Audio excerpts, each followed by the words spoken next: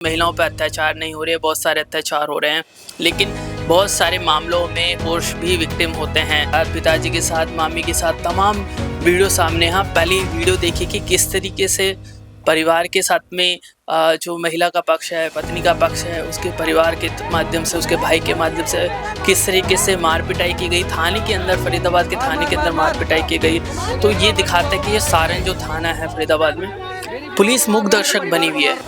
एक गुंडों की भीड़, मवालियों की भीड़ किस तरीके से महिलाओं को जमीन पर पटक रही है, बाल खींच रही है, चोट पहुंचा रही है।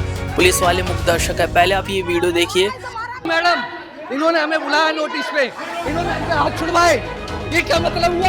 हाथ छुड़वा रहे हमसे, लेडीजों को मार रहे हैं, ये लेडीजों को मारा इसने। ये क्या मतलब है? बेकार प्रशासन, प्रशासन बेकार है। वीडियो बना तू, सारण खड़ा है।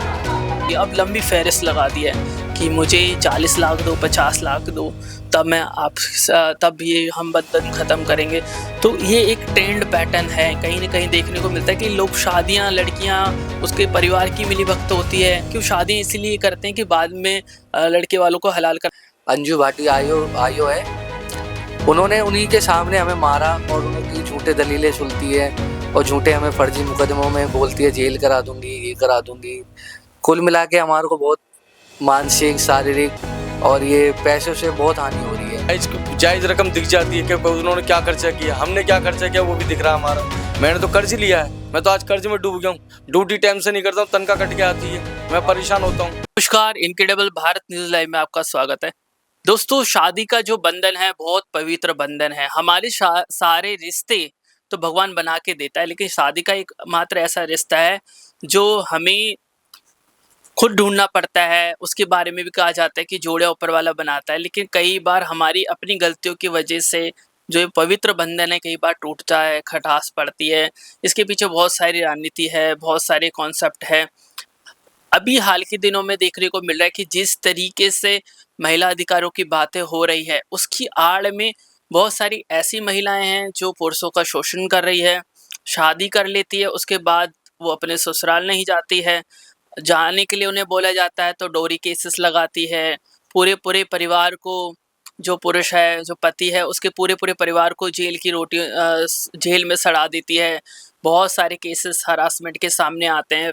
एक लंबी फहरिस्त है। इसका मतलब ये नहीं कि महिलाओं पर अत्याचार नहीं हो रहे, बहुत सारे अत्याचार हो रहे हैं, लेकिन बहुत सारे मामलों में पुरुष भी विक्टिम होते हैं। और शादी जैसे इस पवित्र रिश्ते को कई बार एक मजाक की तरह, भद्दे मजाक की तरह बना लिया जाता है। बहुत सारे लड़कियां, लड़के परिवार की रजामंदी के कारण दबाव में शादी करते हैं, लेकिन ये नहीं बताते कि हमें शादी नहीं करनी। जब शादी हो जाती है उसके बाद असलियत सामने आती है। वो मना करते हैं कि हम इस बंधन में नहीं रहेंगे। ये तमाम चीज़ें सामने आती है। ताज़ा वाकया दिल्ली के दक्षिणपुरी से सामने आया है, जिसमें एक युवक जिसकी शादी 2025 में होती है, फरवरी में 2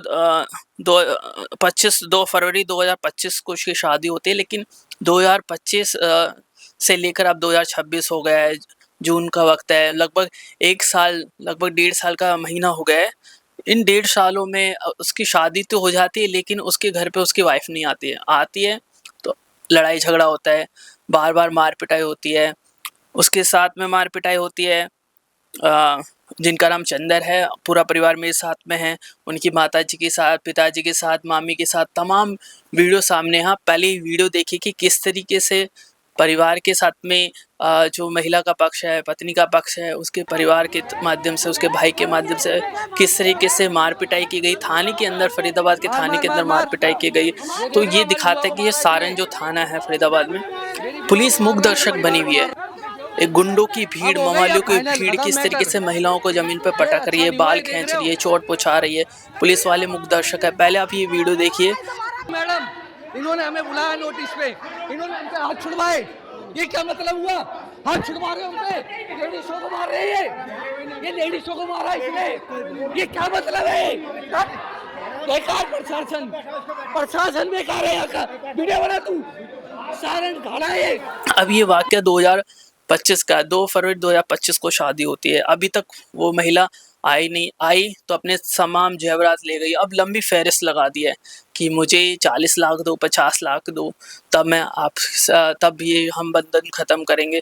तो ये एक ट्रेंड पैटर्न है, कहीं न कहीं देखने को मिलता है कि लोग शादियाँ, लड़कियाँ, उसके परिवार की मिली-भगत होती है। क्यों शादियाँ इसीलिए करते हैं कि बाद में लड़के वालों को हलाल कराया जा सके, उनसे मोटा पैसा वापस लिया जा सके। तो मेरे साथ चंद्र जी पूरा वाक़या किस तरीके से हुआ, मैं तमाम आपके डॉक्यूमेंट्स देख रहा हूँ। ये जो सुमित है हस्तोरिया, ये लड़की का भाई है, उसने गैंगस्टर लिख रखा है।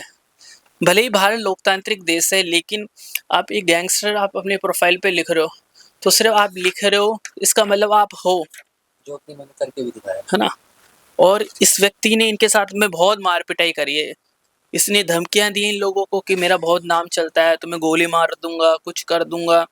तो इतना हरासमेंट शादी के नाम पर ही चल रहा है, और पूरा परिवार, इनकी चंद्र जी की खुद की नौकरी छूट चुकी है, इनके भाई की नौकरी छूट चुकी है, इनके पिता परेशान है, पूरा घर परेशान है, पूरे 1 डेढ़ साल से। मतलब एक तरीके से ज़िंदगी पता नहीं है कि कब कोर्ट में जाना है, कब थाने में जाना है, रोज़ चक्कर लग रहे हैं। ये पूरा वाक़या क्या है चंद्र जी?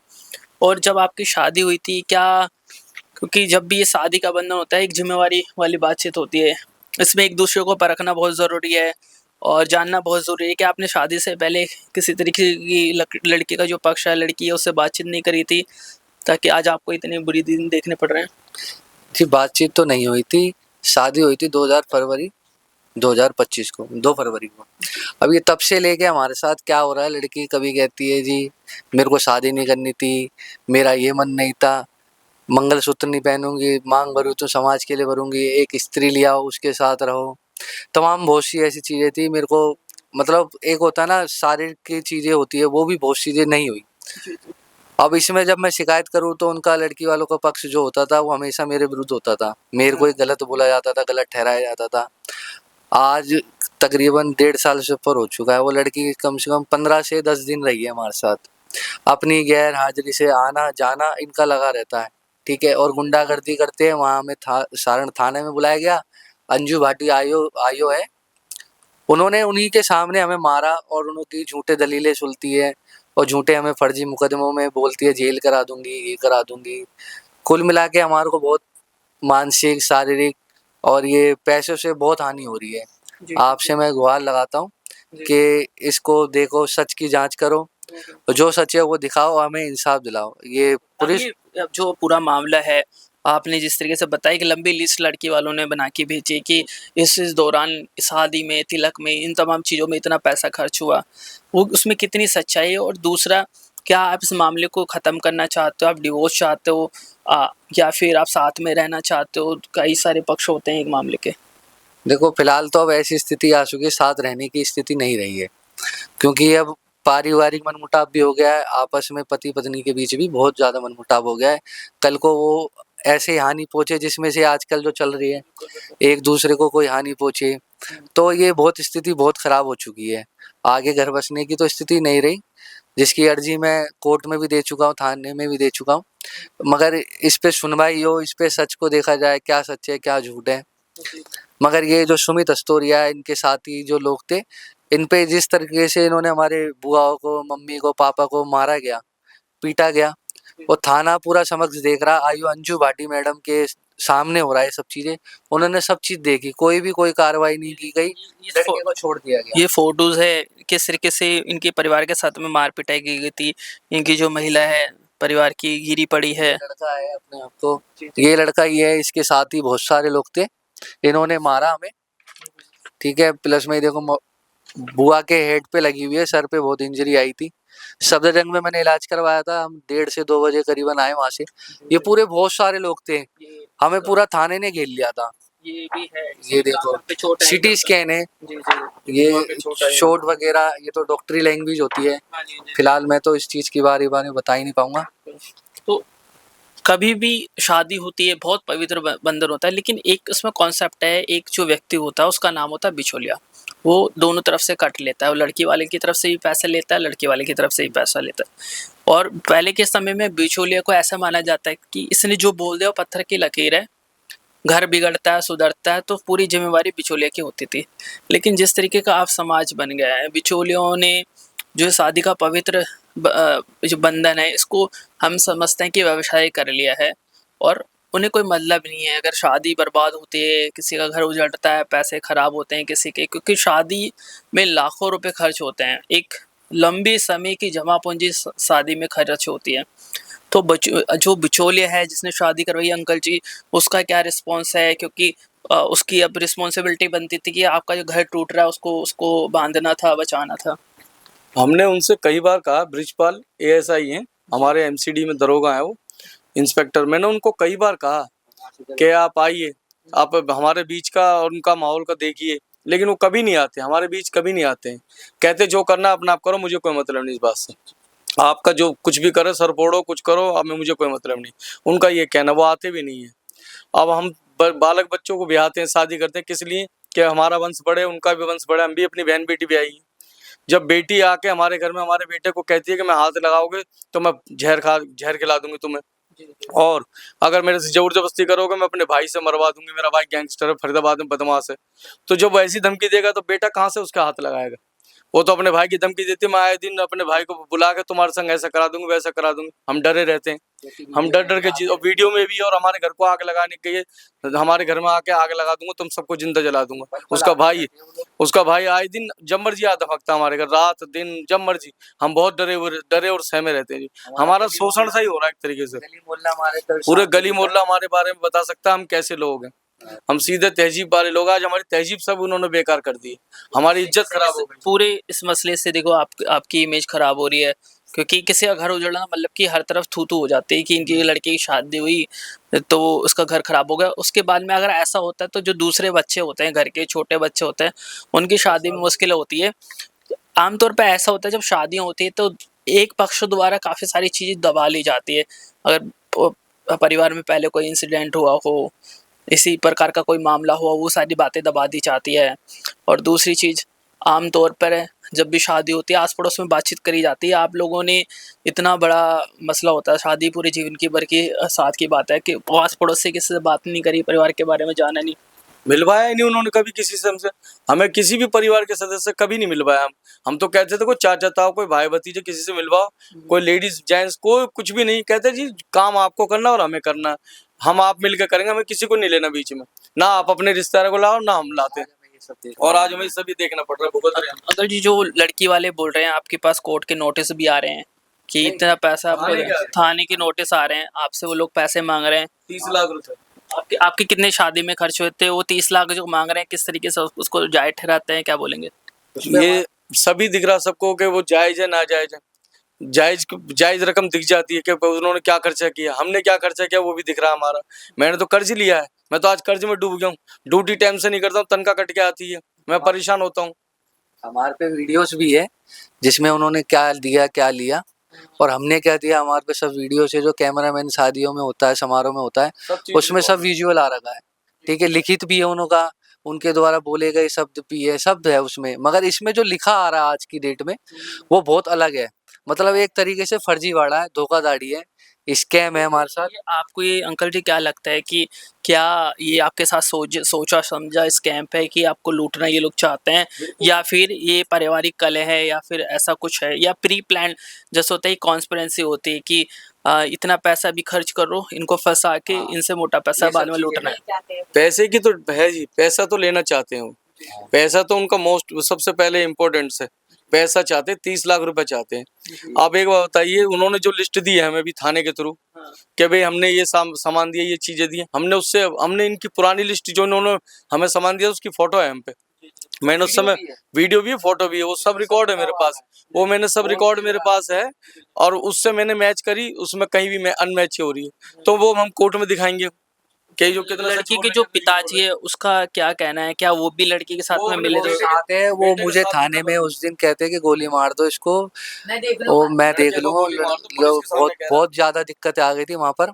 हम सारी महिलाएं थे, मेरे मम्मी पापा गए थे, अम्मा गई थी, दादी बुआ सब गए थे ये लोग। तो इनके ऊपर भी मारपीट हुई है, पापा पे हाथ छोड़ा गया, ये थाना पूरा समक्ष देखता है। और जिसकी कंप्लेंट मैंने थाने अम्बेडकर नगर में भी दे रखी है, डीसीपी ऑफिस में भी दे रखी है, सेंट्रल डीसीपी को भी दे रखी है फरीदाबाद के, मगर कोई भी एक्शन नहीं हो रहा है उधर। मेरे साथ में माता जी भी है, अंकल जी की मम्मी है। आंटी जी, इतना बड़ा आपके घर में माहौल खराब चल रहा है, क्या बोलेंगे ये पूरी वारदात को लेकर?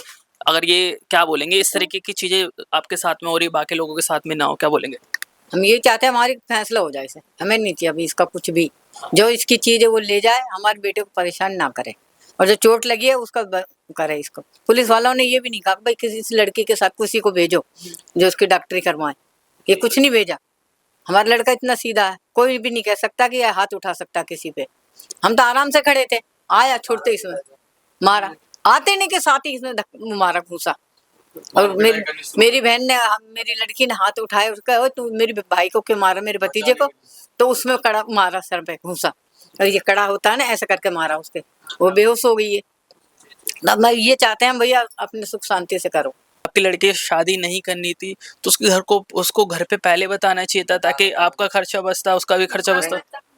उसका भी बच्चा ये सब उसने किया या नहीं किया वो पता नहीं, लेकिन भाई के दबाव पे उसने शादी की है। उसके भाई ने उससे जबरदस्ती शादी करवाई है। अब भाई पे उसका दबाव बन रहा होगा जो भी है जैसा भी, लेकिन हमारी तो उसने जिंदगी खराब कर दी, हम लोगों का परिवार खराब कर दिया उसने। हम लोग आज कहीं के नहीं रहे, तबाह कर दिया उसने हमें।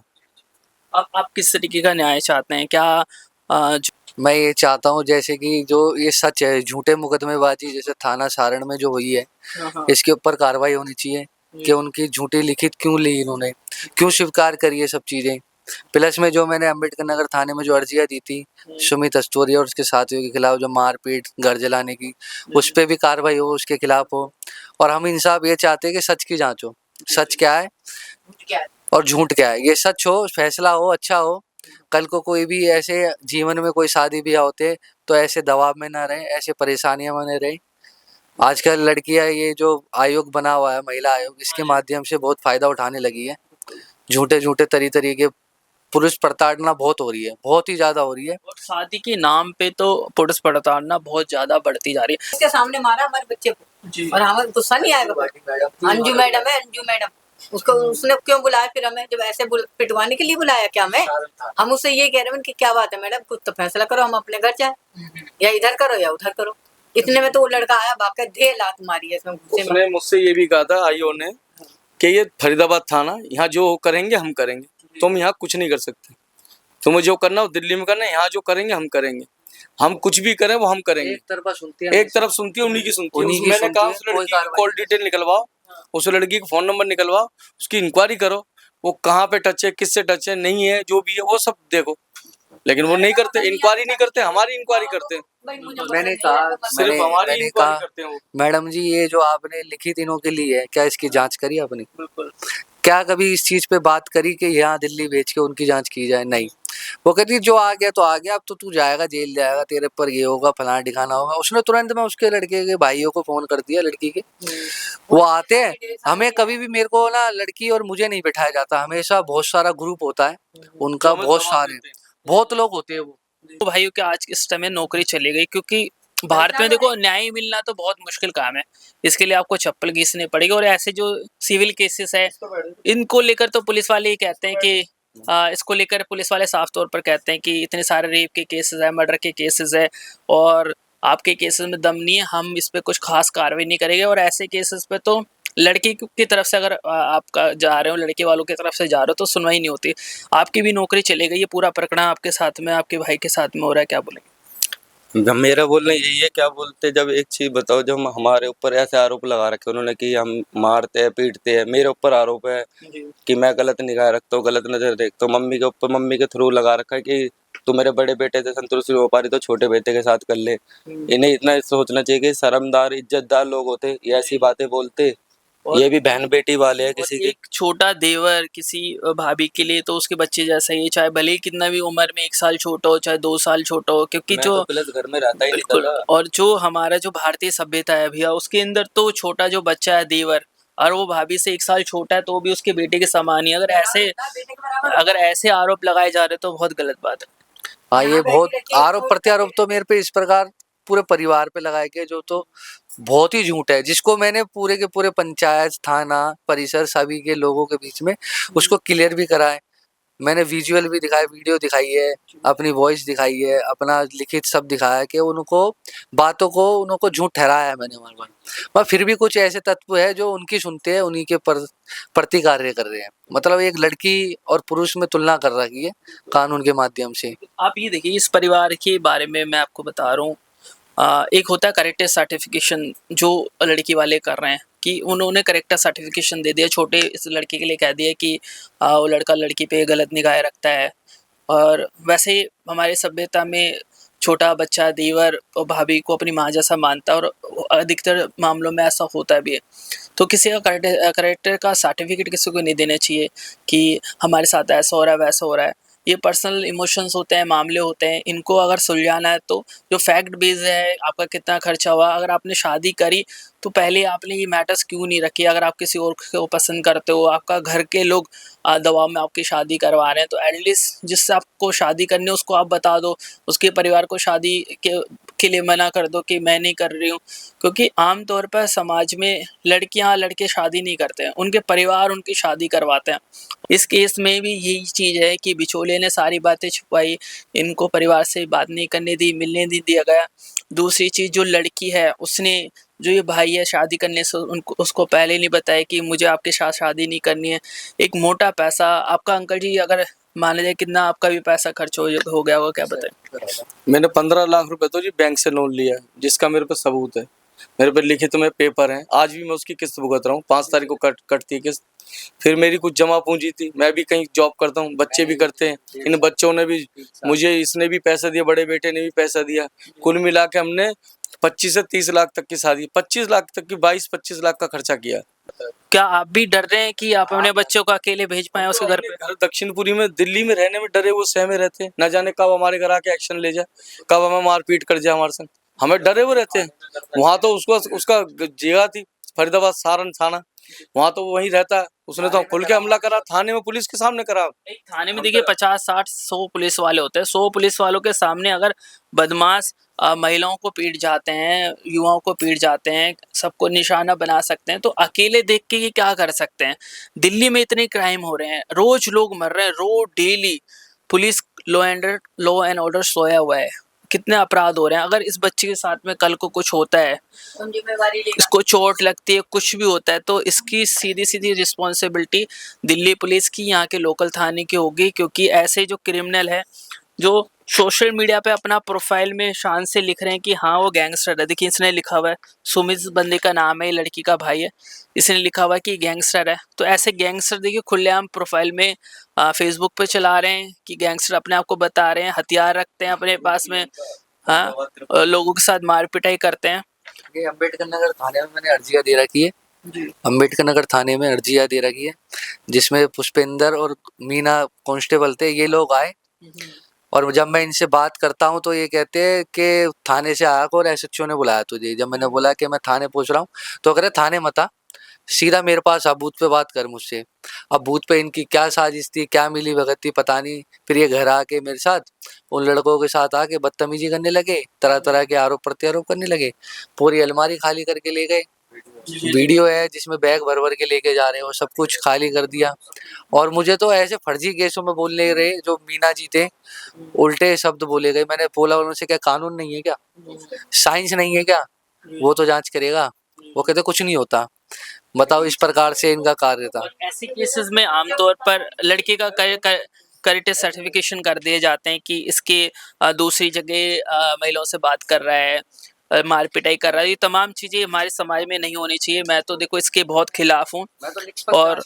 और मैं तो हमेशा, आज तक जब भी मेरे पास ऐसे मैटर कभी भी आए हैं, तो मैं तो हमेशा कोशिश करता हूँ कि किसी का घर ना टूटे, अपनी सर से ऊपर हो जाए, तो आपको कुछ ना कोई बड़ा कदम उठाना ही चाहिए। और ऐसे रिश्ते में भी नहीं रहना चाहिए कि जहां आप दम घुट के रहें, कब आपको पता ना चले कि अगला व्यक्ति क्या कर रहे हैं। ऐसे में होता है क्या है कि दबाव में मामले सुलझ तो जाते हैं, लेकिन एक वक्त ऐसा आता है कि हमें पछताना पड़ता है कि अगर हम ये कदम ना उठाते तो सही रहता। तो आप पूरा परिवार देख लीजिए, छोटे छोटे बच्चे हैं, तमाम लोग घर के बैठे हुए हैं, सब बहुत परेशान है इस वक्त में।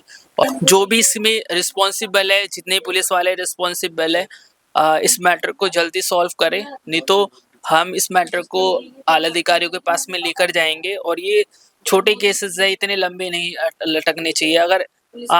अगर ये व्यक्ति इसी में फंसा रहेगा तो अपना काम धंधा कब करेगा।